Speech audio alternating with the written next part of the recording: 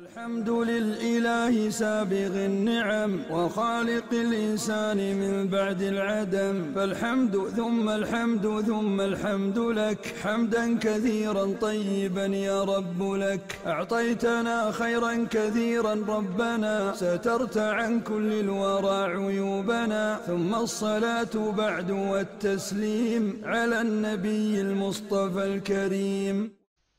Assalamu alaikum wa rahmatullahi wa barakatuhu. I welcome you to another episode of our fascinating series towards understanding Surah Yusuf. I'm your host Yasir Qadhi.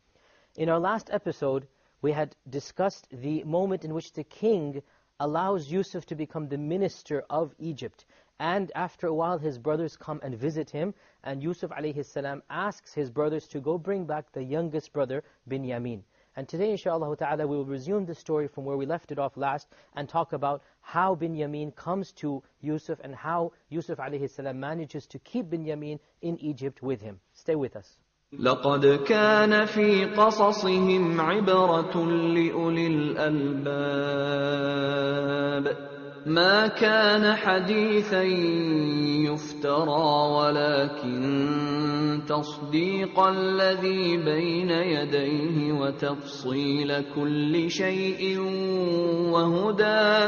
وهدى ورحمة لقوم يؤمنون.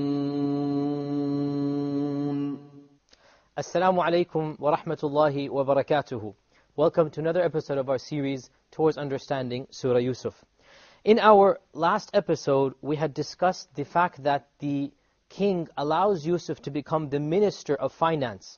And the years go by, and Yusuf alayhi salam is a very successful minister. He manages to make sure that the people are provided for. He stores the grains very provisionally. He takes care of all of the requirements such that when the famine strikes, not only is he able to take care of the people of Egypt, but they have such a surplus that people are coming in from abroad. People are coming in from other countries in order to obtain the grain. And of the people who came were the very brothers of Yusuf alayhi salam. They too were suffering from the drought and poverty, so they came with merchandise, they came with things that they had, and they wanted to purchase grain as well. So Yusuf alayhi salam required them to bring their brother the next time they came back. So today, inshaAllah ta'ala, we will take off the story from where we left it off, and as is our custom, we will recite some verses before we explain them. And today, inshaAllah ta'ala, we will recite from verse 62 all the way up till 67.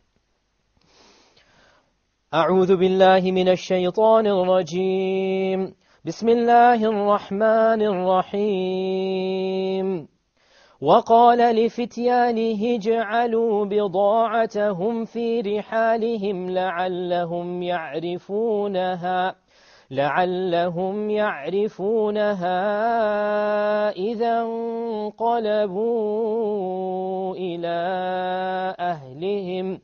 إذا انقلبوا إلى أهلهم لعلهم يرجعون. فلما رجعوا إلى أبيهم قالوا يا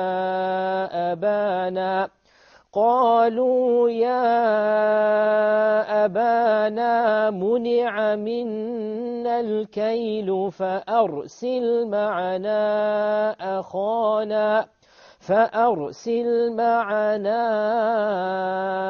أخانا نكتل وإنا له لحافظون. قال هل آمنكم عليه إلا كما أمنتكم على أخيه من قبل فالله خير حافظا وهو أرحم الراحمين. ولما فتحوا متاعهم وجدوا بضاعتهم ردت إليهم قالوا يا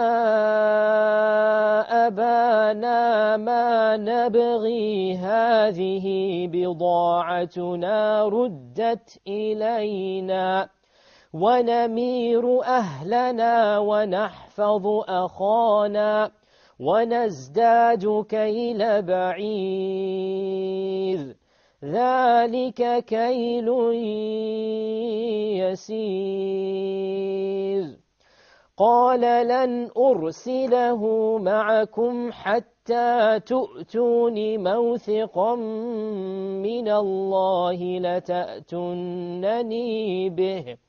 لتأتونني به إلا أن يحاط بكم فلما آتوه موثقهم قال الله على ما نقول وكيل وقال يا بني لا تدخلوا من باب واحد وادخلوا من أبواب متفرقة وما أغني عنكم من الله من شيء إن الحكم إلا لله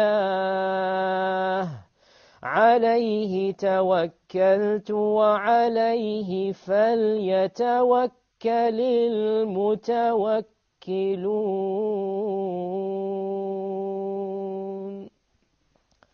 So in these series of verses, Yusuf alayhi salam tells his servant, his slave, to place the merchandise that they brought. We can imagine it would have been furs, it would have been other produce from Palestine, to place the merchandise back in the very bags of grain that he sold them. So he sold them bags of grain, and inside these bags, outside of course it's closed, it's locked up, it's sewn up, deep inside these bags, he returned the very merchandise that they brought with them. Why did he do this? He wanted to show them his nature and hospitality.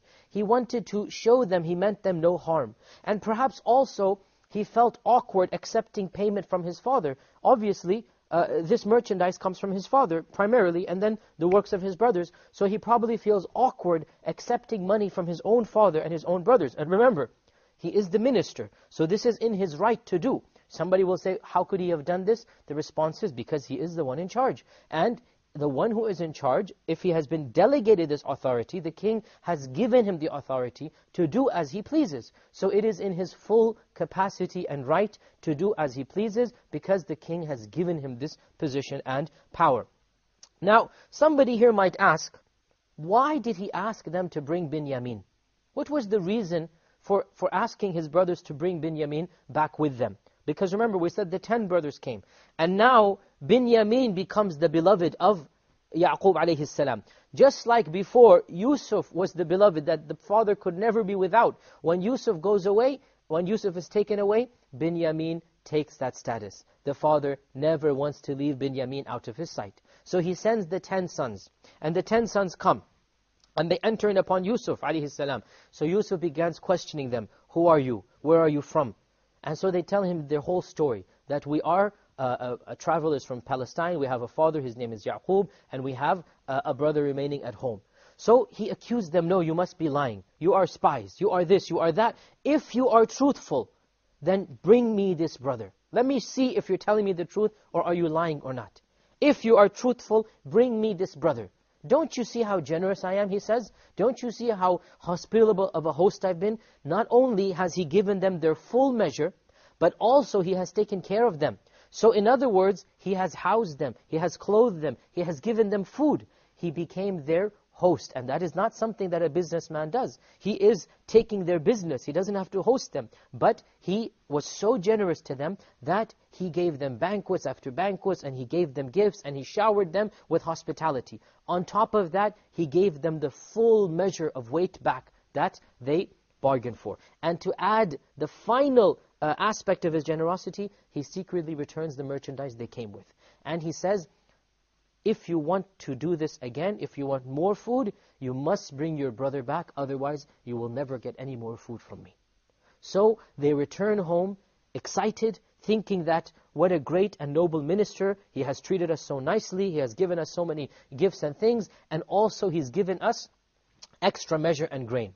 So they go to their father, and they enter in upon him, and they say, "Oh, our father, we have been prevented from getting any grain." Now they had not been prevented, but they're being melodramatic. They're being melodramatic to make the point home. Unless you allow Binyamin to come, we're not going to get any more money. So they say, مُنِعَ مِنَّا الْكَيْلِ. We have been prevented, but they hadn't. They had come back with a full grain of camels. All of their camels were full of food. But they are saying, we will be prevented. And they're using the present tense to emphasize the point, to make sure that the father understands the severity of the situation. So they said, فَأَرْسِلْ مَعَنَا أَخَانَا نَكْتَلْ وَإِنَّا لَهُ لَحَافِظُونَ. Send with us our brother so that we can get some more money, so that we can get some more bargain, we can get some more grain, and we will protect him. Notice they use the exact same وَإِنَّا لَهُ لَحَافِظُونَ, the exact same phrase that they used for Yusuf. The exact same, word for word, letter for letter. It is no surprise that when they say this phrase, all of the memories of Yusuf alayhi salam come back. All of those memories, because they are asking for now his brother, just like they asked for the older one, now they're asking for the younger one, with the same words. So what does he say except, قَالَ هَلْ آمَنُكُمْ عَلَيْهِ إِلَّا كَمَا أَمِنْتُكُمْ عَلَى أَخِيهِ مِنْ قَبْلِ. Do you expect me now to trust him with you, just like I trusted his brother before? Do you think I'm going to do this now? You already have done something to his brother, and now you want me to give Binyamin over to you? No. فَاللَّهُ خَيْرٌ حَافِظًا. Allah is my best protector. Allah will take care of me. I don't need your help with your food, and you're negotiating with the minister. Allah subhanahu wa ta'ala will protect us. وَهُوَ أَرْحَمُ الرَّاحِمِينَ. And He is the most generous and the most merciful of all those who have mercy. He will not see us starve to death. He will take care of us. I'm not going to give Binyamin over to you. So they begged and they pleaded, and they tried and they're persuaded. But Yaqub alayhi salam had learned his lesson, and he refused to hand Binyamin over. Dejected, rejected, they went back to their belongings. You can imagine when they had come home, they would have rushed in to tell their father of all the news and to try to negotiate Binyamin to come again. When they were rejected, they went back outside, they unpacked their belongings, they opened up all of the grain to store it in the special storage house, and lo and behold, وَلَمَّا فَتَحُوا مَتَاعَهُمْ وَجَدُوا بِضَاعَتَهُمْ رُدَّتْ إِلَيْهِمْ. They opened up their bags, and they found their very goods had been placed inside and returned to them. So they rushed back to their father again. قَالُوا يَا أَبَانَا مَا نَبْغِي. They said, our father, what do you think we want? We don't want anything else. Look, this is the grain that we have come with, along with the merchandise. هَذِهِ بِضَاعَتُنَا رُدَّتْ إِلَيْنَا. Our merchandise has come back to us.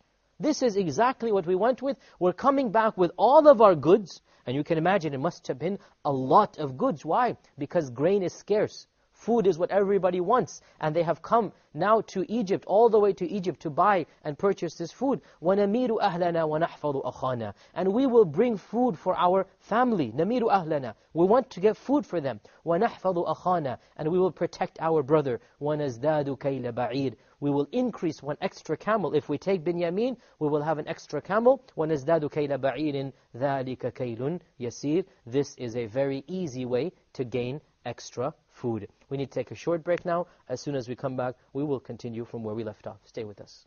لقد كان في قصصهم عبرة لأولي الألباب. كان في قصصهم عبرة لأولي الألباب. لقد كان في قصصهم عبرة لأولي الألباب. كان في قصصهم عبرة لأولي الألباب. Assalamu alaikum. Welcome back.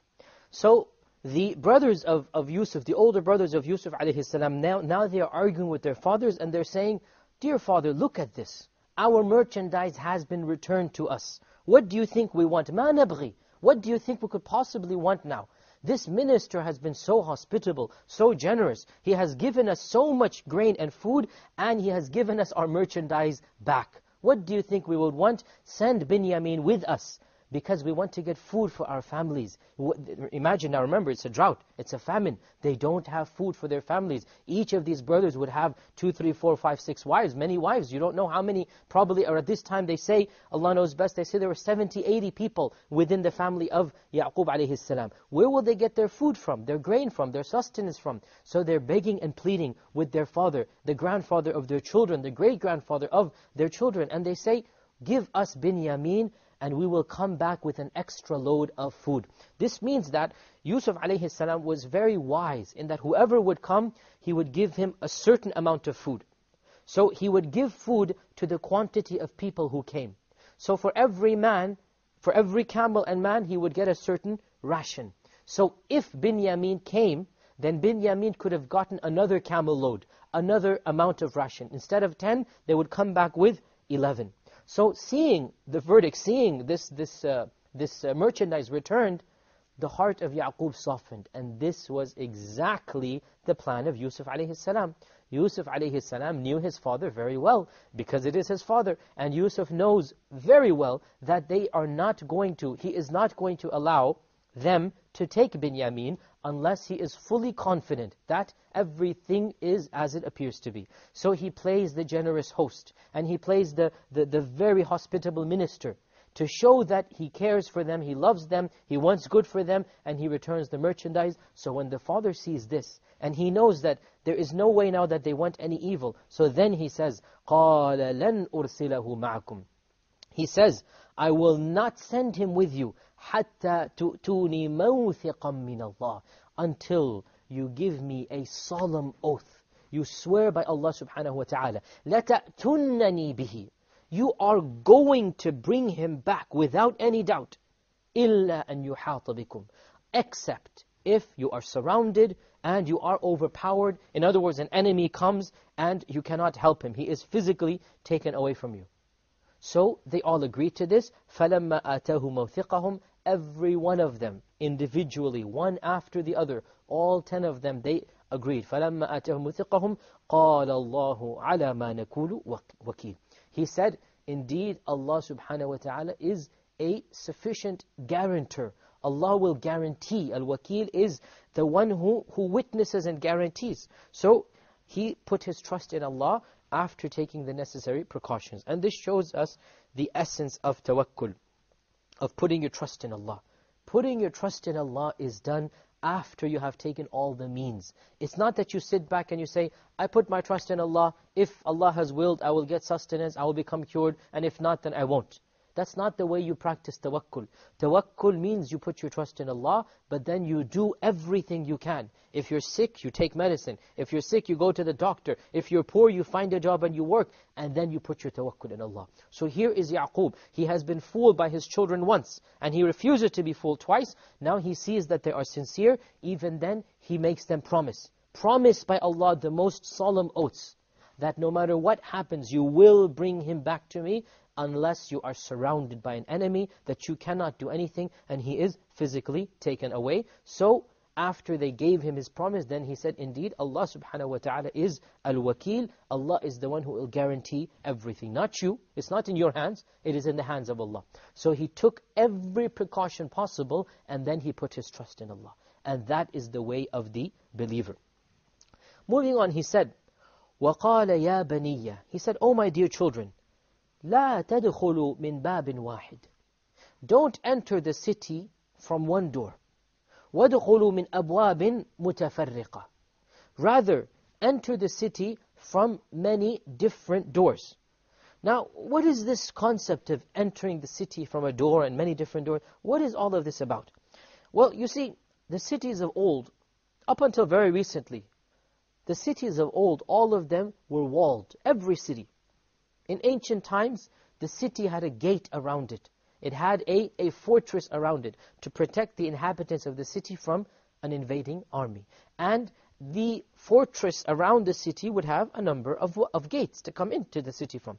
The gates would open in the morning and close in the evening, and nobody would be allowed in except in the morning. And this is the case even Mecca and Medina, all of the cities of the Muslim world, and of course this is way before the Muslim world, all of the ancient cities would have this to protect them from outside enemies. Therefore, Yaqub alayhi salam tells his children, don't enter the city, all of you together, 11 children, from one gate.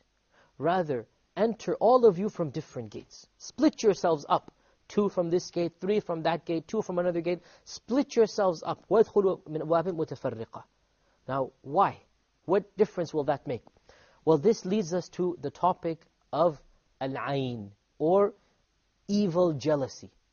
Now, this is something that has a lot of misconceptions in our religion. It is true, we affirm it. The Prophet ﷺ said, al-aynu haqq, or evil jealousy is a reality. We do not deny it. But some people have gone to extremes in this regard. Some deny it outright, and others take it to an extreme level. What is al-ayn? We have to explain very briefly, even though this is a long topic in and of itself. Al-ayn basically means that Allah subhanahu wa ta'ala has allowed a certain person who has a strong amount of evil, hatred and jealousy and animosity, Allah has allowed that jealousy and animosity to physically affect another person. This is the will of Allah subhanahu wa ta'ala. Sometimes that jealousy will affect another person, and sometimes it will not. This is what al-ayn is. It is up to Allah subhanahu wa ta'ala. If a person feels that jealousy and he doesn't control it, then it is possible that that jealousy, shaitan will cause some type of physical harm to the other person. Perhaps that jealousy fuels something in shaitan, and shaitan manages to inflict some type of pain or suffering on the person. But the one who has that jealousy is sinful in the sight of Allah, unless and until he controls that jealousy. So, Yaqub alayhi salam was telling his children to avoid people getting jealous at them. Why would people get jealous at them? Well, here you have 11 handsome, strong men of a different tribe, a different country coming in. And all of the children of Yaqub were very handsome. And of course, Yusuf was the most handsome. And they are walking in all together. And it is only natural that families, people, other communities will become suspicious and worried, will become jealous. Who are these people? All of them dressed the same, all of them speaking a different language, all of them resembling one another. And some type of jealousy or hasad or ayn would affect them. So he wants to minimize suspicion and fear, and that's a natural thing, and also minimize envy and hasad, jealousy. And that is a supernatural thing that he wants to minimize. And he fully realizes, وَمَا أُغْنِي عَنْكُم مِّنَ اللَّهِ مِنْ شَيْءٍ. This will not help you if Allah has willed otherwise. Because whatever Allah wills happens, but we take the means necessary. You see, this is the whole point. In the end of the day, we all know everything is decreed by Allah, but we have to take the necessary precautions and measures. This is what we are required to do. Whether we are healed of a sickness or not, Allah knows about it, but we are required to take the medicine for that sickness. Whether we get some money or not, Allah knows about it, but we're required to work and find a job. Similarly, whether somebody affects us with hasad or not, Allah knows about it. But we are required to minimize the problems that we might face. Hence, from this we extract the benefits of concealing the blessings of Allah without any reason to display them. There's no reason to boast to other people about the wealth Allah has given you, about the privilege Allah has given you. Hide it from people unless there is a reason to show it.